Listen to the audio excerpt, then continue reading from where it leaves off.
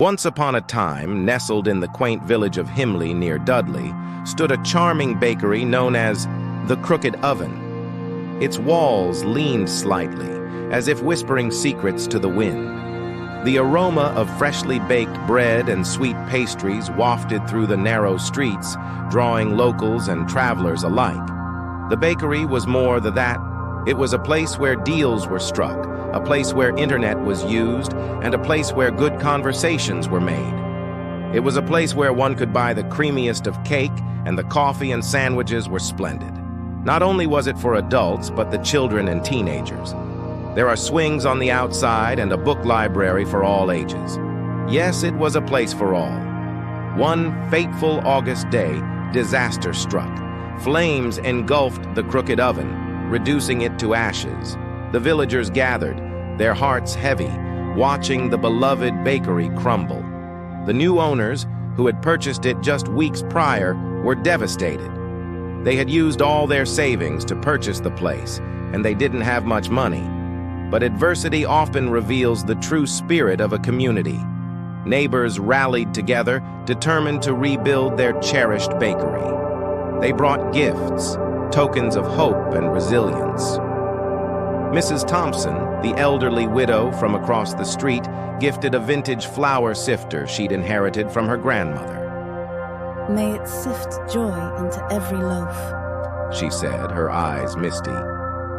Mr. Patel, the corner shop owner, donated bags of organic flour. "For strength," he declared, patting the new owner's shoulder.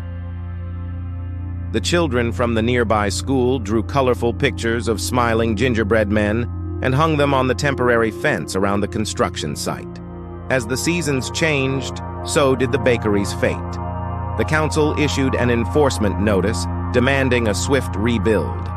The owners, fueled by community support, worked tirelessly. They salvaged bricks from the rubble, each one a memory of the old Crooked Oven. The scent of fresh mortar mingled with hope as they laid the foundation. The speed of the rebuild astonished everyone.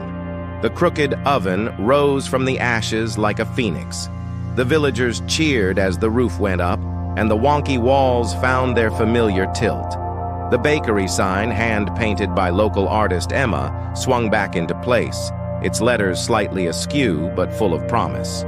Within months, the ovens roared back to life.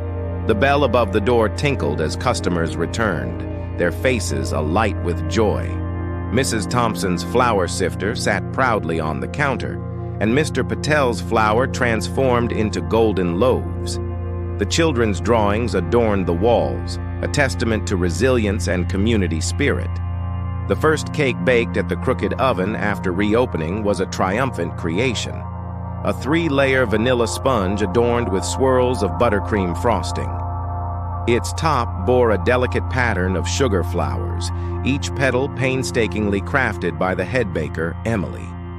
As the knife sliced through, releasing a cloud of vanilla-scented joy, the villagers gathered around, clinking their coffee cups in celebration. It was more than a cake. It was resilience, love, and a sweet promise of better days ahead. And so, the Crooked Oven became more than a bakery. It became a symbol of hope, rising stronger than before. As the sun set on its wonky facade, villagers gathered for the grand reopening. They shared stories, laughter, and warm cinnamon rolls, savoring the taste of triumph. Indeed, the cake from the Crooked Oven became a local legend. Its soft layers and delicate frosting were whispered about in hushed tones at village gatherings. People would say, "Have you tried the triumphant vanilla sponge? It's like tasting resilience itself." The cake even inspired a children's book titled Emily's Layers of Hope, where the protagonist bakes her way through adversity. And as the stars twinkled overhead, they whispered, "The Crooked Oven will never crumble again, not as long as we stand together."